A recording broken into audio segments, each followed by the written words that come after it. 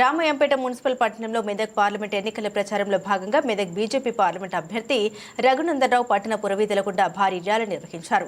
ప్రచారంలో పాల్గొనేందుకు వచ్చిన రఘునందనరావుకు కార్యకర్తలు, అభిమానులు, నాయకులు ఘనంగా స్వాగతం పలికారు. అనంతరం ఏర్పాటు చేసిన సమావేశంలో నిజాంపేట జెడ్పీటీసీ పంజా విజయ్ కుమార్, దుబ్బాక మాజీ ఎమ్మెల్యే, మెదక్ బీజేపీ పార్లమెంట్ అభ్యర్థి రఘునందనరావు మాట్లాడుతూ మోసపూరితమైన హామీలతో గద్దెనెక్కిన కాంగ్రెస్ ప్రభుత్వం నేటికి 4 నెలలు కావస్తున్నా మహిళలకు ఉచిత బస్సు తప్ప ఏ ఒక్క హామీ కూడా నెరవేర్చలేదని, వృద్ధులకు 4,000 రూపాయల పెన్షన్ కానీ, రైతులకు 2 లక్షల రుణమాఫీ కానీ ఇప్పటికీ రాలేదని వారు అన్నారు. ఈ కార్యక్రమంలో మెదక్ బీజేపీ పార్లమెంట్ అభ్యర్థి రఘునందనరావుతో పాటు బీజేపీ జిల్లా అధ్యక్షులు గడ్డం శ్రీనివాస్, జిల్లా ప్రధాన కార్యదర్శి ఎమ్మెల్యే రెడ్డి, నిజాంపేట జెడ్పీటీసీ పంజా విజయ్ కుమార్, పట్టణ అధ్యక్షుడు భానుచందర్, పట్టణ కార్యదర్శి అవినాష్ రెడ్డి, ఓబీసీ రాష్ట్ర ఎగ్జిక్యూటివ్ మెంబర్ చింతల శేఖర్, వెలుముల సిద్దిరాములు, రాగి రాములు, శంకర్ గౌడ్, సుధాకర్ రెడ్డి, దయానంద రెడ్డి, మహిళా మోర్చా పట్టణ అధ్యక్షులు లావణ్య తదితరులు పాల్గొన్నారు.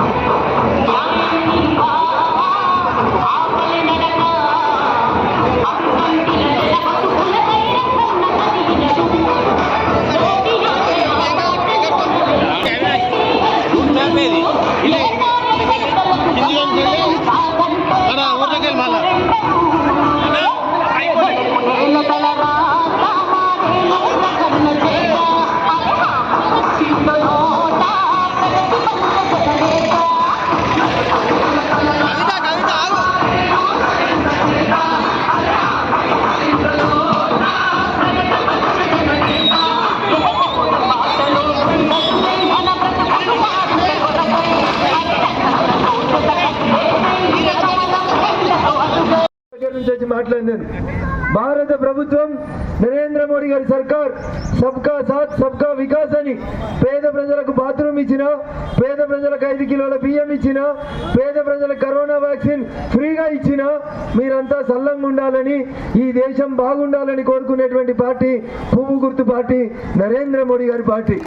అందుకని మళ్ళొకసారి మూడోసారి మీరు మోకా ఇచ్చి మూడోసారి నరేంద్ర మోడీ గారిని గెలిపించినట్లయితే, పువ్వు గుర్తు కోటేసి ఆశీర్వదించినట్లయితే మన పిల్లల భవిష్యత్ బంగారు భవిష్యత్ అవుతుందని చెప్పి నేను ఈ సందర్భంగా చెప్తా ఉన్నా. కేసీఆర్ ఎట్లా అబద్ధాలు చెప్పిండో, కేసీఆర్ ఎట్లా మాయ మాటలు చెప్పిండో, పద్మక్క వచ్చి అప్పుడప్పుడు ఆడవాళ్ళతో కాదు మగవాళ్ళతో కూడా బతుకమ్మ ఆడిచ్చిపోయిందో, గట్లే ఆమె అన్ని అబద్ధాలే చెప్పుకుంటూ పోతుంది. ఏం చెప్పింది ముఖ్యమంత్రి వచ్చి ఏం చెప్పిండు, నా బిడ్డ పద్మ కోసం రామాయంపేటలో రెవెన్యూ డివిజన్ పెడుతున్నా అన్నాడు. వచ్చింది ఆర్డీఓ ఆఫీసు, వచ్చింది ఆర్డీఓ ఆఫీసు, వచ్చింది ఎలక్షన్లప్పుడు హరీష్ రావు వచ్చి మా పద్మని గెలిపిర్రి, మా పద్మని గెలిపిర్రి అని కొబ్బరికాయ కొట్టిండా? వచ్చిందా బంగ్లా? ఏమైనా ముందుకు పోయిందా? అది గ్రామ పంచాయతీ పోయి మున్సిపాలిటీ అయిందా? 200 ఉన్న ఇంటి పన్ను 2000 అయిందా? నేను వస్తుంటే తాత చూపించిండు, బిడ్డ మా మోరీలు చూడు ఎంత మంచిగా ఉన్నాయని. ఏమైనా మారినాయా మీ మోరీలు? మరి 200 పన్ను 2000 అయితే అయిందాకా లేదా? మున్సిపాలిటీ పేరు మీద పన్నులు పెంచలేదా? మరి మీకేమైనా సవలతులు పెరిగినాయా? ఏమైనా రోడ్లు వెడల్పోయినాయా? 4 డబుల్ బెడ్రూమ్లు వచ్చినాయా? ఏమొచ్చినాయి? ఉన్నాయని గుంజుకున్నారు. ఇప్పుడు నా మీద పోటీ చేస్తుండే ఒక ఆయన కలెక్టర్ అని చెప్తాడు. ఏం చెప్తాడు? కలెక్టర్ అని చెప్తున్నాడు. ఆయన ఏమన్నాడు? ఎవరికైనా కలెక్టర్ ఉన్నప్పుడు ఎవరన్నా వరి పంట వేసిరు అనుకోండి బిడ్డ ఊరేస్తా అని చెప్పిండా? మరి మనం వ్యవసాయం చేసుకోకపోతే ఏం చేయాలి? రియల్ ఎస్టేట్ చేసుకోవాలా? కలెక్టర్ లెక్క భూములు కబ్జా పెట్టాలా? ఏం చేయాలి? వ్యవసాయం చేసుకుంటే కానీ బతుకం. ఇన్ని మొరి పనులు, ఇన్ని జామకాయలు, ఇన్ని కీరాలు అమ్ముకుంటే పొలం మీద భూమి మీద ఆధారపడి బతికేటోళ్ళం మనం, అంతేనా? మరి మనల్ని వ్యవసాయం చేస్తే వరి అయితే ఉరిదిత్తా అంటున్నాడు టీఆర్ఎస్. ఆయన ఏస్తారా? కారుకి ఏస్తారా?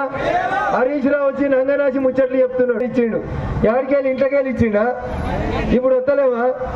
రేపు కూడా వస్తాయి. ఈ పంచాయతీ పింఛన్ల పంచాయతీతో, కరెంటు పంచాయతీతో, నీళ్ల పంచాయతీతో కాదు. మన బిడ్డలు మంచిగా ఉండాలంటే, ఈ దేశం బాగుండాలంటే ఎవరు ప్రధానమంత్రి కావాలనేది ఒకసారి ఆలోచించండి. ఎవరు ఉండాలి ప్రధాన? చెల్లెళ్ళు అంటలేదు. చెల్లె ఎవరు మొక్కాలి? మొక్తారా? మొక్కరా? గట్టిగా చెప్పాలి. దేనికి వేస్తారు ఓటు?